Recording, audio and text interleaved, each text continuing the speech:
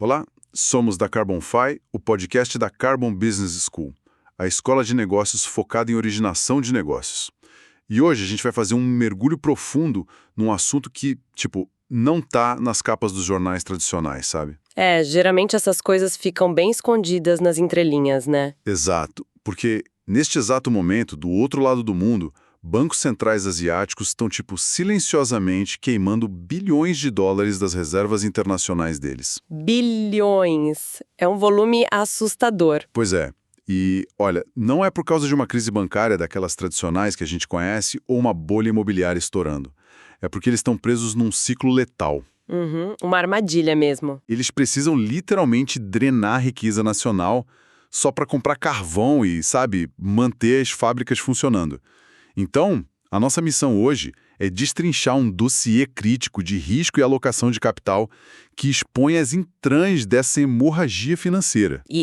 Mais do que isso, a gente vai ver como o colapso desse modelo asiático está prestes a redirecionar um oceano de liquidez global direto para o agronegócio e para a infraestrutura do Brasil. É uma virada de chave gigantesca. Mas antes de chegar na oportunidade aqui no Brasil, a gente precisa contextualizar as fontes de hoje, né? O que a gente tem sobre a mesa? Bom, os documentos que a gente está analisando hoje oferecem uma perspectiva que raramente chega no varejo, sabe? A gente está falando de relatórios internos de inteligência de mercado e atas de comitês de alocação de risco daqueles grandes fundos institucionais globais. Aqueles que movem trilhões, né? Exatamente. E a superfície desses relatórios fala muito sobre a fraqueza crônica de moedas asiáticas. Eles dão um destaque especial para a rupia indiana e para várias moedas do sudeste asiático, sempre apanhando de um dólar super forte. Tá. Só que assim, a tese central que esses comitês estão debatendo lá dentro é uma vulnerabilidade soberana que vai muito, mas muito além da taxa de câmbio. Então, peraí. Deixa eu fazer o papel de advogado do diabo logo de cara aqui para quem tá ouvindo a gente. Vai em frente. Eu acompanho o noticiário econômico de perto. E a fuga de capital da Ásia agora não parece ser apenas, aquele clássico movimento de carry trade. A velha história do diferencial de juros. Isso, exatamente. Porque, historicamente, a regra é clara. Os juros nos Estados Unidos sobem, o dólar se fortalece, aí os grandes investidores pegam o dinheiro, tiram dos mercados emergentes e compram título do Tesouro Americano, né? Que é seguro e está pagando bem. Pois é. Então, o que esses documentos internos que você mencionou mostram de tão diferente para justificar um alerta de crise, estrutural? Olha, essa sua leitura é a interpretação padrão. É o que o mercado costuma ver. Mas é exatamente isso que as mesas proprietárias desses fundos estão refutando com muita força. Sério? Como assim? Porque assim, o carry trade é cíclico, né? O juro lá fora sobe, o capital sai. O juro cai, o capital volta. É mecânico. É um fluxo natural de mercado. Mas a dinâmica que esses relatórios detalham é baseada num risco de transição climática, que eles batizaram de uma forma muito peculiar. Eles chamam de inflação fóssil importada. Inflação fóssil importada.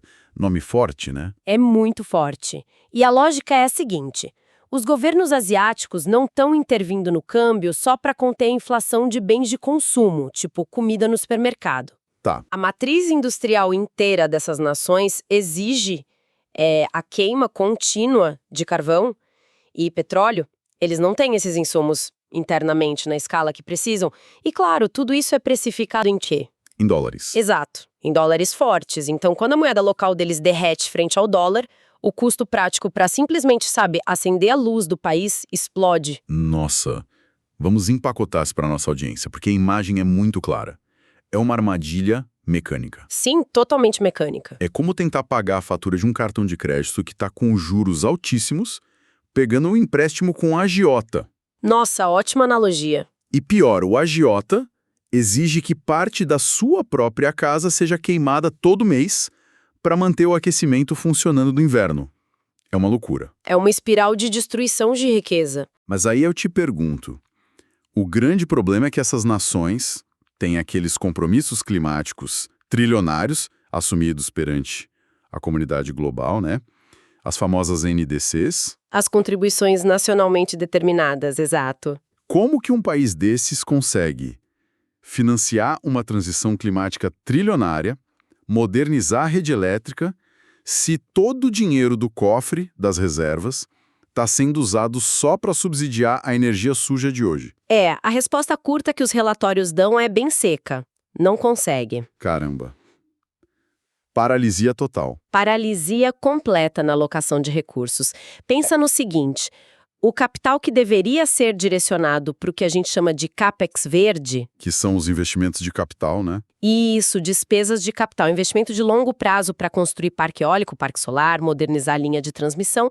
Esse dinheiro não existe mais. Ele está sendo queimado no curto prazo. Exatamente. Ele está sendo consumido pelas despesas operacionais emergenciais. O Banco Central tem que intervir e subsidiar o combustível fóssil importado para evitar um desastre. Um desastre tipo convulsão social. Convulsão social e para evitar que as fábricas literalmente parem de produzir. O resultado disso é o engessamento estrutural do país. Ok, então o problema sai lá daquela esfera macroeconômica, do Banco Central, e desce direto para o chão de fábrica. Com força total. Porque, né, essa queima de reservas afeta os balanços corporativos de quem move o mundo, e a conta do Banco Central em algum momento é repassada. Como que isso afeta essas corporações asiáticas que foram o motor da manufatura mundial nessas últimas décadas? Para entender isso, a gente precisa olhar para a mecânica pura de avaliação de empresas. Vamos olhar para a sala de máquinas, que é o modelo de fluxo de caixa descontado, o DCF. Tá, vamos entrar no modelo. O que é fascinante e, ao mesmo tempo, assustador aqui é imaginar um gigantesco conglomerado de manufatura operando no Sudeste Asiático. O primeiro impacto dessa crise é imediato e brutal na linha do OPEX, as despesas operacionais da empresa. Porque o insumo energético dispara de preço junto com o dólar. Exato. E a margem de lucro dessa empresa, que historicamente já era um modelo de operar com volumes absurdamente altos e margens bem apertadas, Sim. modelo clássico da Ásia. Essa margem é exprimida quase a zero. Fica insustentável operar com energia dolarizada nesse nível. Certo. O OPEX sobe porque a energia ficou cara. Isso é matemática básica de balanço. Mas, lendo o relatório, tem um segundo golpe na estrutura de capital da empresa que me pareceu ainda mais destrutivo. É o golpe silencioso. E as máquinas, os funcionários, não mudaram. É aí que entra o conceito de prêmio de risco soberano. Tá, explica isso. O analista internacional de crédito olha para aquele país e o que ele vê? Ele vê o Banco Central queimando reservas em desespero e a dívida pública aumentando horrores só para subsidiar carvão. Uma sangria desatada. Isso. Automaticamente, o rating de crédito do país, a nota de risco dele piora muito. E no mercado financeiro, o risco do país atua como um teto invisível para todo mundo que está lá dentro. Ah, entendi. Nenhum banco estrangeiro vai emprestar dinheiro para uma corporação com taxas favoráveis se o país onde ela está baseada está ali, à beira de uma crise de balanço de pagamentos. Não faz sentido correr esse risco. Consequentemente, o WACC dessa empresa, o custo médio ponderado de capital, vai nas alturas. Fica simplesmente proibitivo tomar crédito para comprar máquinas novas ou expandir operações. Nossa, e aqui a coisa fica realmente interessante para a nossa análise. Porque isso cria uma tempestade perfeita para o investidor institucional estrangeiro, né? Uma tempestade categoria 5. Ele olha para essa operação na Ásia e vê, de um lado, um risco cambial não mitigado constante, e de outro, um custo operacional fora de controle. E para piorar, um risco climático extremo, né? É a ameaça dupla que eles mencionam nos comitês. Afinal, se a empresa não consegue tomar crédito para modernizar a matriz energética dela, ela também não tem como limpar as emissões da própria cadeia produtiva. O escopo 2 e 3 ficam comprometidos. Exato, os escopos 2 e 3. A energia que ela compra da rede vai continuar suja e ela não tem capital para mudar isso. E isso nos leva direto a um conceito central nos dossiês. Os ativos encalhados, ou, como o mercado chama lá fora, os stranded assets. Stranded assets. Isso dá muito medo. E me gestor de fundo. E com razão. É a grande preocupação que norteia essa fuga de capital que a gente está descrevendo. Para a audiência entender bem, os ativos encalhados são aquelas plantas industriais, infraestrutura pesada, que perdem o valor econômico muito antes do fim da vida útil física, certo? Perfeitamente. A fábrica não está quebrada, a máquina não enguiçou, Tá tudo funcionando. tudo rodando. Mas ela se torna obsoleta porque operar essa estrutura passou a destruir valor em vez de criar. E olha, o gatilho final para esse processo de obsolescência rápida vem da Europa. Através do CBAM, Exatamente. que é o Mecanismo de Ajuste de Fronteira de Carbono Europeu. Para quem ainda não está familiarizado com a mecânica profunda dessa regulação, ela funciona basicamente como um pedágio alfandegário, né? Mas um pedágio punitivo. Bem punitiva. Se um produto de aço, ou cimento, ou alumínio chega num porto europeu e a fábrica que produziu lá na Ásia usou energia intensiva em carbono, o importador na Europa tem que pagar uma taxa. Uma taxa equivalente ao preço do carbono no mercado interno europeu. Precisamente. E observe a causalidade maluca aqui, gente. A fábrica asiática não limpou energia porque o Banco Central estava a $100 e o custo de crédito explodiu. Uhum.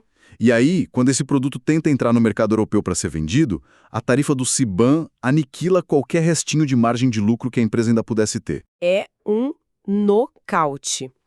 As antigas potências industriais asiáticas tornam-se, na visão desses comitês de risco que a gente leu, um passivo estrutural e irreversível. Caramba. Elas não conseguem mais competir no preço, por causa do câmbio e do juro, e não conseguem competir na métrica de sustentabilidade por causa do CBAM e do carvão. Essa linha de raciocínio, olha, altera completamente a nossa percepção sobre geopolítica e investimentos para a próxima década. Totalmente. Vira o jogo. Porque se fundos de pensão trilionários e gestores globais de ativos estão correndo apavorados para a porta de saída dessa matriz asiática suja e cheia de risco cambial. Eles precisam realocar essa montanha de dinheiro em algum lugar, né? Exato. O dinheiro não some. Ele precisa ir para alguma jurisdição que ofereça previsibilidade. E é aqui, finalmente, que a lente dessa nossa análise se volta para o Brasil. Aqui a gente entra na grande virada da tese. Mas, sendo bem pragmático agora, o que faz do Brasil um porto seguro nesse cenário específico? Porque o Brasil também é emergente, também tem seus problemas. Tem. Mas a mudança de paradigma que os relatórios consolidam é que o ativo soberano mais valioso desta década mudou de nome. Agora ele se chama Prêmio de Soberania Energética. Prêmio de Soberania Energética. É. No passado, pensa bem, fundos precificavam prêmios de risco em países emergentes focando apenas em volatilidade política ou questão fiscal. A clássica análise de risco país. Isso. Mas hoje, a independência energética verde é o alicerce fundamental de qualquer modelo de alocação de longo prazo. E o Brasil possui uma matriz geradora baseada predominantemente em quê? Em hidrelétricas, com uma expansão acelerada e massiva de eólica, solar, além de uma presença muito forte de biomassa. Água, sol, vento e biomassa. É uma matriz invejável para o resto do mundo, o que significa que a gente não importa essa inflação fóssil e estrutural para gerar eletricidade. Sabe, essa é a grande epifania dessa nossa conversa de hoje. A ficha que cai para quem acompanha o mercado é que o Brasil não está apenas exportando commodities como soja ou minério de ferro. De jeito nenhum. O que o Brasil está vendendo hoje é segurança financeira ancorada em hedge climático. Isso é poderoso, porque como a nossa energia despacha na rede sem depender do carvão que é importado em dólar... Nós não sofremos aquele efeito bumerangue. Exato, o que os economistas chamam de pass-through cambial destrutivo no custo de energia. A matriz limpa blinda a economia produtiva contra esse choque externo. Claro, quando o dólar sobe contra o real, a gente vê o impacto na inflação em diversos setores, obviamente. Sim, a gente não está numa bolha. Mas a nossa indústria de base não corre o menor risco de ter que parar a produção, porque o Banco Central não tem dólar suficiente para importar a energia da semana seguinte. É uma estabilidade operacional absurda comparada com a Ásia, e tem um ponto aqui. Pede para ilustrar como essa blindagem natural das nossas exportações funciona contra aquelas tarifas punitivas da Europa que a gente comentou, o CBAM. Ah, isso é fundamental, porque o escudo natural está pronto. O nosso minério de ferro, a nossa celulose ou qualquer commodity agrícola brasileira, quando chega num porto europeu, ela já chega com um passaporte de baixo carbono carimbado. Carimbado pela própria rede elétrica do país. Exatamente pela nossa rede. A tarifa europeia incide quase zero e o nosso produto ganha uma vantagem competitiva colossal na prateleira global. Sensacional. Mas, peraí, vamos aprofundar um pouco na questão de governança agora. Vamos. O natural lá, a água e o vento. De nada serve se o mercado de capitais internacional não conseguir auditar esse dado com confiança. Sem dado auditável, não tem investimento institucional. Exato. Como que o investidor estrangeiro, que está lá em Londres ou Nova York, tem a certeza absoluta de que a pegada de carbono da empresa brasileira é real e não é só tipo uma peça de marketing bonita num relatório em PDF? O tal do greenwashing, né? Isso. Então, os relatórios dão um destaque enorme a um avanço regulatório formidável que o Brasil fez. Mais especificamente, a Comissão de Valores Mobiliários, a CVM. Tá, qual foi a medida? A Resolução 193. O Brasil foi literalmente pioneiro no mundo em adotar de forma obrigatória as normas do ISSB. O ISSB é aquele Conselho Internacional de Padronização, certo? Isso, o Conselho Internacional de Padronização de Relatos de Sustentabilidade. O que isso significa na prática? Obriga as empresas brasileiras de capital aberto a divulgar os riscos e oportunidades climáticas delas com a mesma precisão, a mesma matemática rígida de uma demonstração financeira auditada. Uau! Então deixou de ser uma área de marketing verde? Deixou totalmente. O dado de emissão de escopo 1, 2 e 3 deixa de ser uma estimativa sustentável e passa a ser um dado financeiro padronizado. É a previsibilidade exata e auditável que aquele fundo de pensão lá de fora que está fugindo da Ásia exige para destravar a alocação de recursos aqui. Fantástico! Mas agora eu preciso dar um passo além e desafiar a estrutura do nosso mercado doméstico. Gosto disso, pode desafiar. Ter sol, vento e uma regulação transparente da CVM é a base de tudo. Concordo 100%. Mas o mercado financeiro brasileiro em si, a nossa famosa Faria Lima, tem um encanamento adequado para receber dezenas de bilhões de dólares de uma vez e injetar isso direto na economia real? Essa é a dúvida que muita gente tem. Porque, historicamente, a Faria Lima sempre foi muito dependente de instrumentos tradicionais, sempre atrelados aos juros altos do governo. Essa engenharia financeira, para capturar liquidez verde, já existe na prática. Não só existe, como está operando hoje num nível de sofisticação impressionante. É uma arbitragem regulatória bem agressiva e estruturação de veículos novos. A gente parou de ser só espectador. A gente passou a criar as ferramentas sob medida para esse capital. Os dossiês chegam a detalhar a explosão de instrumentos de crédito privado aqui no Brasil, especialmente os FDICs. Que são os fundos de investimento em direitos creditórios. Isso, os FDICs. E também os CRAs, os certificados de recebíveis do agronegócio, mas agora desenhados com critérios verdes extremamente estritos. Dá um exemplo palpável disso para a nossa audiência. O que isso tudo significa na ponta?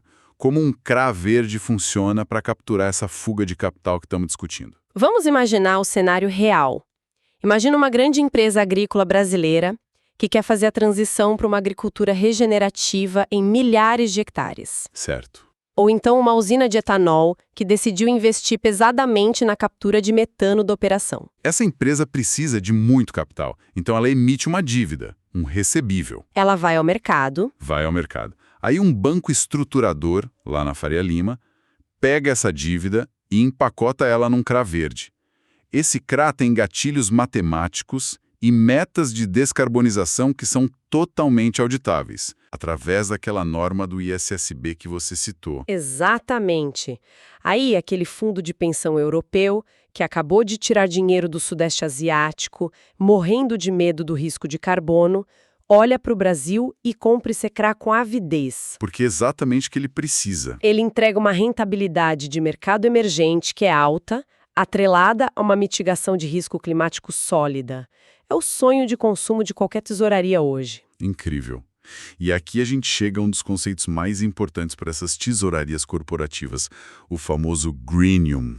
O greenium é a chave mágica da operação. Qual é a vantagem matemática na linha de baixo do balanço para essa empresa agrícola ou para a usina brasileira ao emitir esse papel rotulado como verde, em vez de simplesmente, pegar um empréstimo corporativo comum num banco comercial? Vantagem é o custo do dinheiro. Simples assim.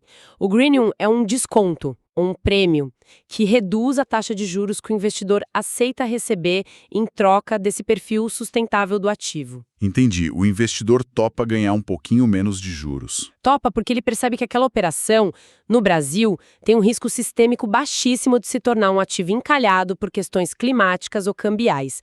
E por ter menos risco sistêmico, o fundo aceita cobrar menos na largada. E para o empresário brasileiro isso é excelente. É o cenário ideal.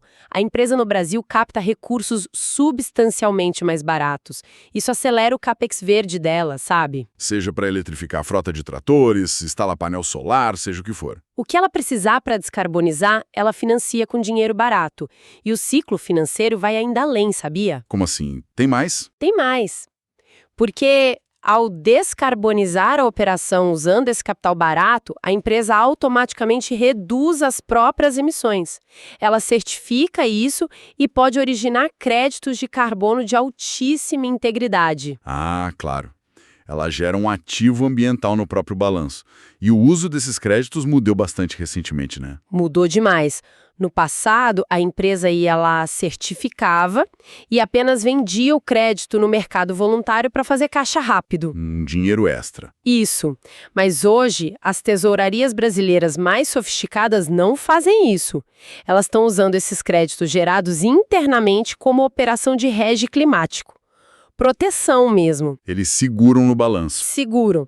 Elas mantêm os créditos em balanço para bater emissões residuais complexas da própria cadeia delas ou para garantir que vão estar em conformidade em mercados regulados de exportação no futuro. Então, no fim das contas, a operação se torna autossuficiente não apenas em energia, mas também na mitigação de passivo ambiental.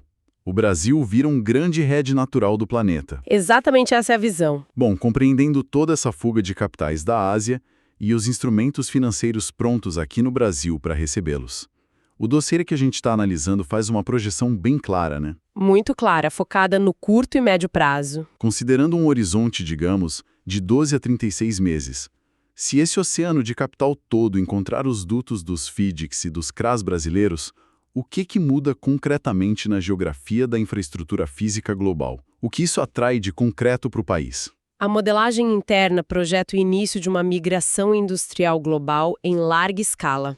A gente vai ver a aceleração brutal do nearshoring e do friendshoring verde, tudo em direção ao Brasil. Abandonando um modelo a carvão. Sim. O investimento estrangeiro direto, o IED, que antes só buscava mão de obra barata em países de matriz suja, agora vai mudar de foco. Eles vão começar a buscar locais onde a energia pesada possa ser consumida sem gerar aquele colapso cambial que a gente discutiu.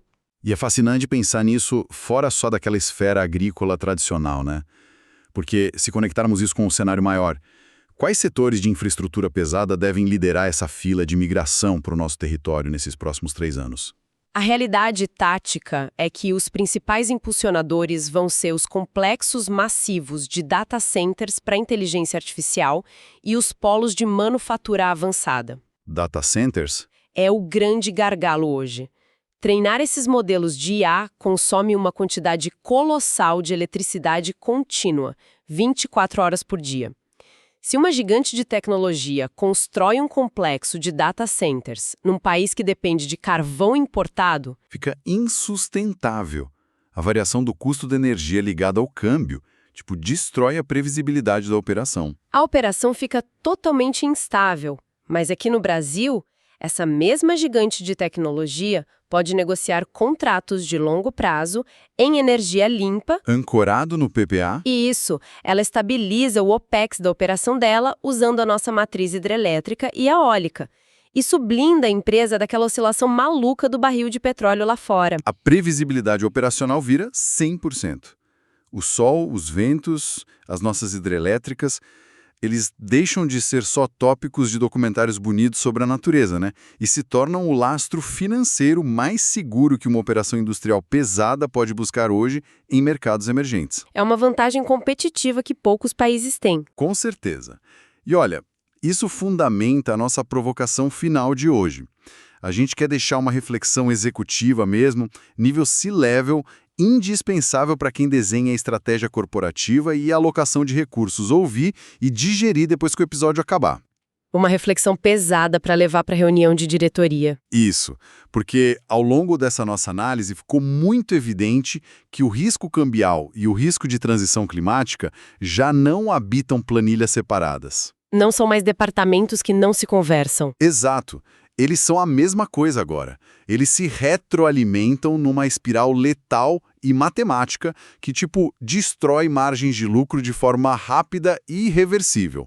É o mesmo problema sendo visto por duas lentes diferentes. Pois é, então a questão fundamental para a sustentabilidade dos negócios a partir de agora é analisar as cadeias de suprimentos globais de forma totalmente integrada.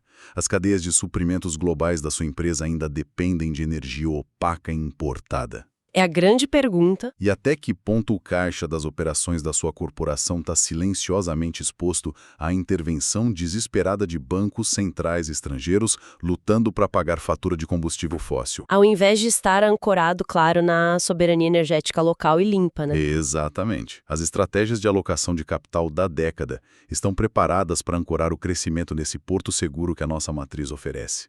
É algo que o mercado precisa bater o martelo agora. Fica a reflexão para todo mundo que está nos ouvindo. E para mais conteúdo sobre o mercado de crédito de carbono, siga a CarbonFi para se manter sempre atualizado.